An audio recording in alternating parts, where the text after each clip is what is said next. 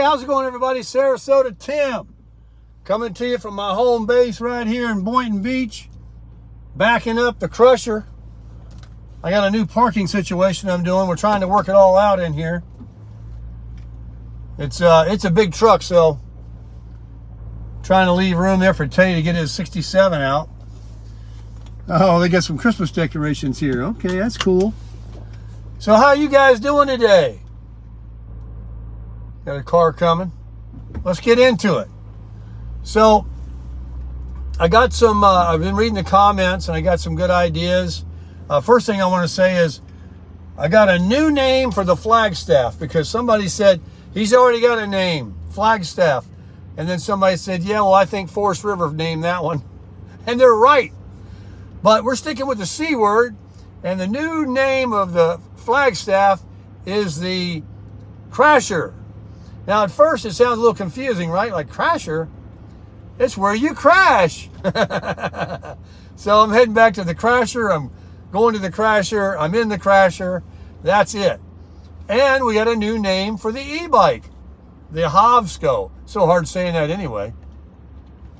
It's the Cruiser. So we got all these C words. So we got the Cruiser and the Crasher added to the list. What do you guys think? Anyway, I'm heading over to Planet Fitness. Gonna pump it up. We got a cloudy 60 degrees. I'm just now coming out of the house at 9:19. I wanted to make the chat, morning chat earlier. Now, I've been up, as you know, but I kind of wanted to video out and talk everybody about everything. So I got some comments, 2 or 3 comments about the bike ride. That was an awesome bike ride. The only issue I've got is my phone holder I bought. I got to modify it. Maybe Teddy has something in his shop, a grinder, to grind that one piece down where it doesn't obstruct the camera lens. I think that it's trying to focus on it. When I was watching the video, I'm thinking, man, that iPhone does a lot better taking video than this. This looks a little... So what did you guys think on your TV? Did it look good? Maybe that TV I got in the Crasher isn't, the best. I mean, they give you this little... It's a 12-volt, TV. But I do know that sometimes when there's a bug in the windshield and you're trying to video, it'll focus in and out. So I got to modify that thing. Someone suggested buy a chest. They get these things you strap on and a phone's on it. And that's fine, for climbing a mountain or I don't know. But when you're leaned over on a bike and your chest, even if you have it all the way up, see, it's not going to work. It's going to be looking at the ground. So I'm not going to do that. And then the head one, well, I'm willing to look ridiculous, but not that ridiculous. Besides that, I don't know how good those are, holding a big old phone. At that point, with those contraptions, I think you really do need a GoPro because they're just a little thing like that. And that may be something I'll add, down the road. Also, the reason I took the gimbal back, was because the little box that goes into the lightning port, the charging port of the iPhone, was hitting the gimbal and it couldn't, articulate. So I think the same thing would probably happen with that chest thing. I do appreciate the recommendation and looking out for me, but I searched them hard.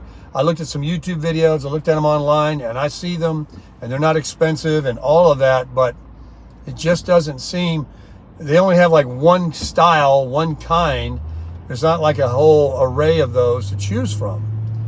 So, but I do want to make videos on the bike. And another bike is arriving today that I'll have to assemble and do a review on. I'll have to show you. I ordered 2 bike covers. Jolene told me, that blue cover doesn't look that good and it's not covering all the bike. So I went online last night and I bought, for $15 a piece, these bike covers. I got 2 of them because I know the other bike's coming. They fit it like a glove. They look handsome. And they delivered them at like 8 o'clock this morning from last night ordering. That's the fastest Prime delivery I've ever gotten on Amazon. So I'm thrilled about that. Now I'm waiting till, I don't know, I think it's Saturday or something, that the cover for the griddle and the cover for my Expert grill is going to come. So I'll have all these things covered out in front of the Crasher. But I'm just hopping the curb there so I can get in this lane. Oh yeah, he's breaking all kind of laws, running stop signs.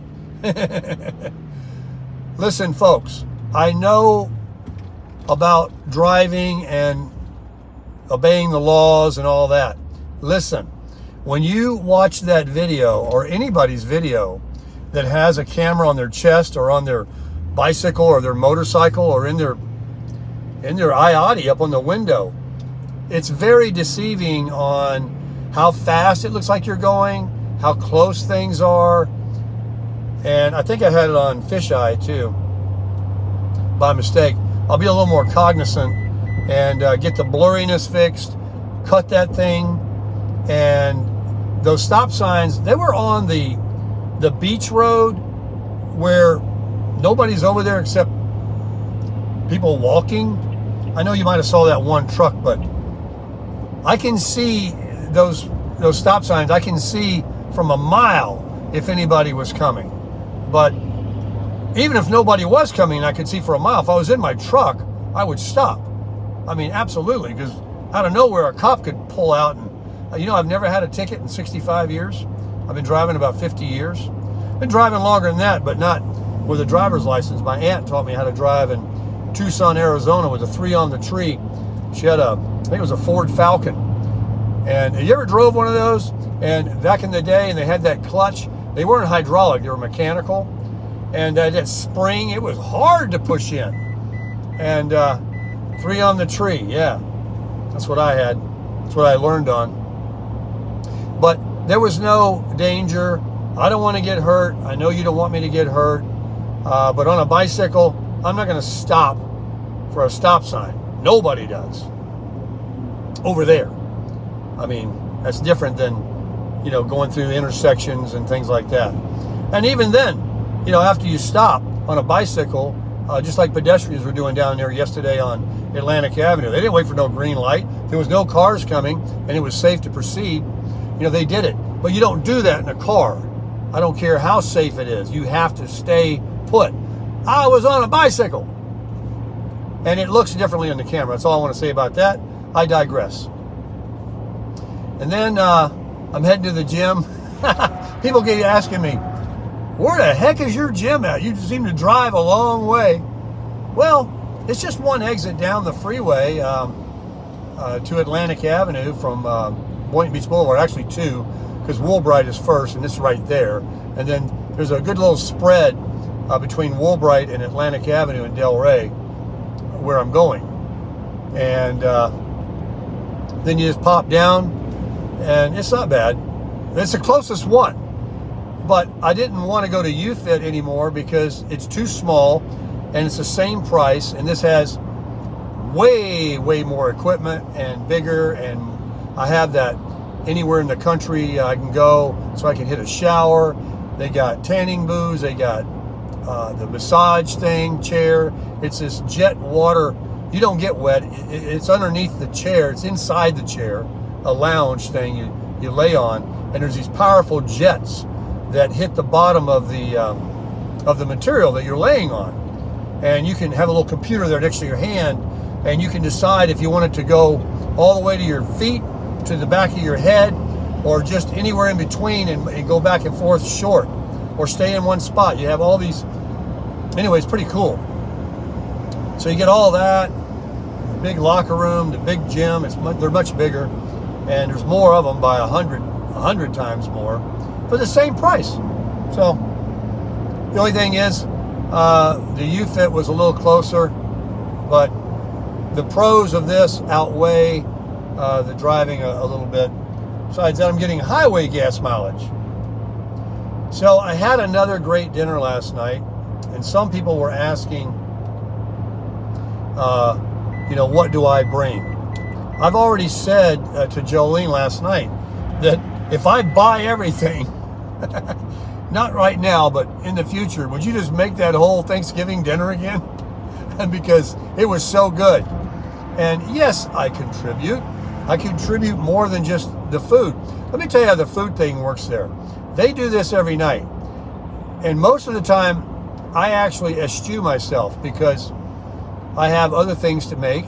And I kind of stay to myself a lot. But Luke and them and they just, he lives for cooking and feeding others, and he's a chef. And then Jolene, she cooks every night. She's one of those great women that just cook a good meal for her man every night. And I get invited all the time, and a lot of times I'll say, oh, I'm sorry, but I have some stuff I'm going to make, and I don't always accept. So but they're always inviting me. They don't expect me to bring anything. Not that I don't think that I should, but a lot of, like the other night, she texted me and she said, oh, I know it's late and last minute, but, we're going to make this, whatever it was, if you'd like to join us. And I said, sure. What was it? I don't think it was the ham dinner last night. I think it was the night before. Yeah, it was when I didn't video it. We had this rice that she made, and this chicken, not chicken gumbo or chicken. It's just soupy stuff that Luke made, and that was over the rice. It was darn good. And they had enough to feed an army. And there's another guy there, Chris. Last night, he normally eats with them too, and he was up there cooking his own thing. So while they get together almost religiously, because they just got this thing worked out, and that's what they like to do, and sit around and share, which I enjoy too. I got my own thing going on sometimes. Chris does his own thing sometimes, and so that's just the way it goes. But a couple people are asking, like, do you ever bring anything, or you should bring something. Listen, you seen the health look of Teddy and Jolene. Bringing a dessert isn't going to get eaten. They do eat desserts. They do sample things, but they don't buy that stuff. They really, really watch what they eat and how much. They really do. They're a lot more health conscious than I am. So I would probably buy the wrong thing. But I got a bunch of chicken, and I got some ribs, and I'm going to make them on my grill. And in the past, I've made many things on the expert grill that I used to have. And when I make a rack of ribs, I can't eat the whole rack. I give him, him and her a half a rack, or a burger, or some chicken. I've made plenty of split breast chicken. So I do that. I mean, I got couth. So anyway, I know a lot of you kind of went to bat for me and answered some of those comments, which I appreciate that on the other things too that are, I just don't want to get involved with them. So I appreciate the people in the community. I don't want to hassle you either to have to do that. Somebody said, hey, just get rid of them. It's bringing down, it's like a downer in the community. And so that's what I'm doing. If people want to continually go from YouTube channel to YouTube channel and do these kinds of things, they're not going to do it with us. So I hate to sit here and brag, but I'm just so proud of that camper. It's just so nice.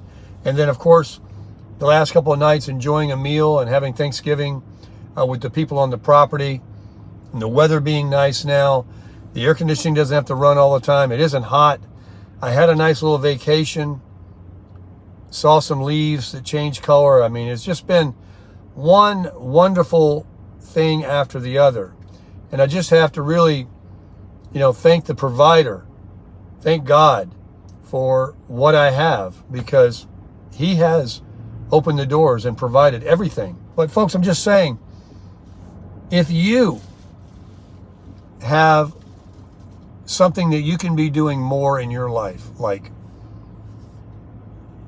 being nicer, helping out around the area, finding ways, finding ways to do something for somebody. And it doesn't have to be money. It just has to be a kind thing. Lift somebody's spirits. I can't tell you, of all the things I've been getting, one of the biggest, if not the biggest I get, and you may not believe this, is the encouragement, the comments. There's so many. You've read them. I mean, for people to take the time to sit and write, and the emails, my goodness, I used to get just comments. Now I'm getting all these emails that people go through the trouble of doing. It's a private thing, helping me out with. One guy was even going through the trouble of telling me how to protect those arms on my theater chairs.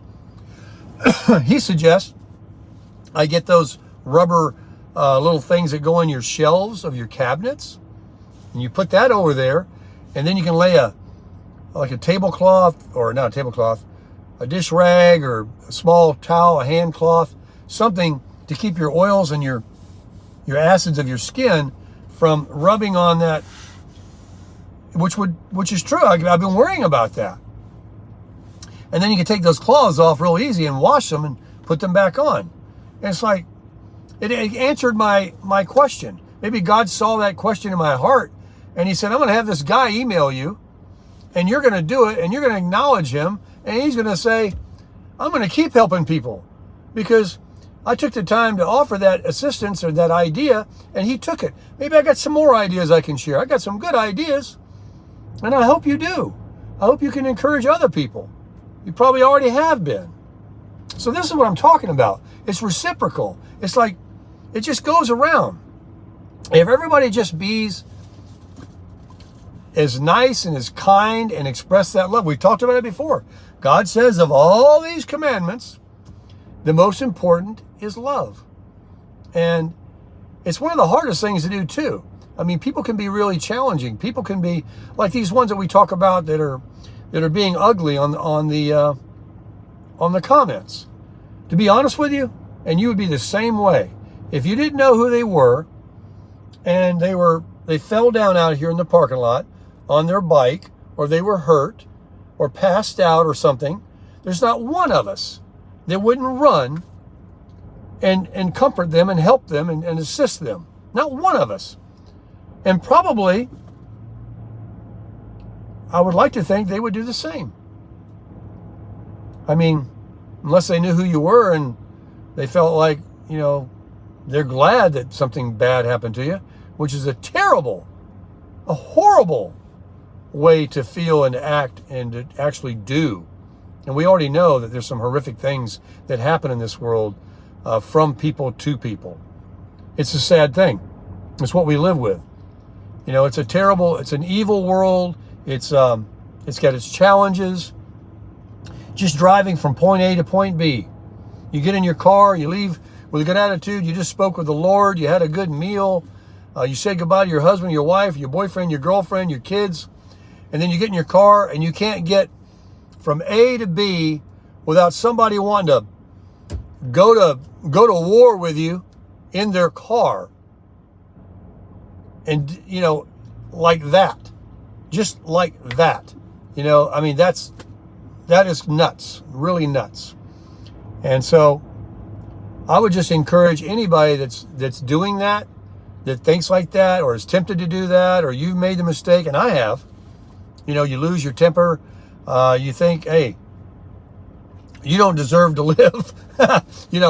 You cut in front of me. You didn't signal. I mean, whatever it could be. I'm talking about driving. It could be anything. It could be anything. People are rude. Turn the other cheek. Show love. Maybe they're going to say, wow, that guy, I cut in front of me and he doesn't even care. And I feel bad about that now. Help people learn. That's how children learn. That's how we raise them to know what to do, the right things. I mean, if you let them go wild, then you got a wild Indian for a kid with no discipline. He's going to have conduct issues. It all starts, with the parenting. It all starts from, knowing God. It all starts from trying to be nice. It's going to be the holidays. Listen, I before I go, I made a little video on Facebook this morning of my fireplace, and someone said you can have a Christmas tree. They have these constant things they show right on your screen, you know, like lightning and rain, and then they got Christmas trees, they got fireplaces, they got all these things. Well, they got a Christmas one now where you have a tree and a roaring fireplace, and then I found another one that has, instead of the roaring fireplace, it just has a visual, but it has Christmas music. And so I made something, I put it on my Facebook, and people started saying Merry Christmas to me. And it's not even December yet, but it's close enough. You know, we just had Thanksgiving. This is the holidays. This is the season for me. And so when I started getting Merry Christmas, you know, instead of Happy Holidays or like, and they said Merry Christmas, I'm encouraged now. It just went off of my brain to say, I'm going to start saying Merry Christmas now to people.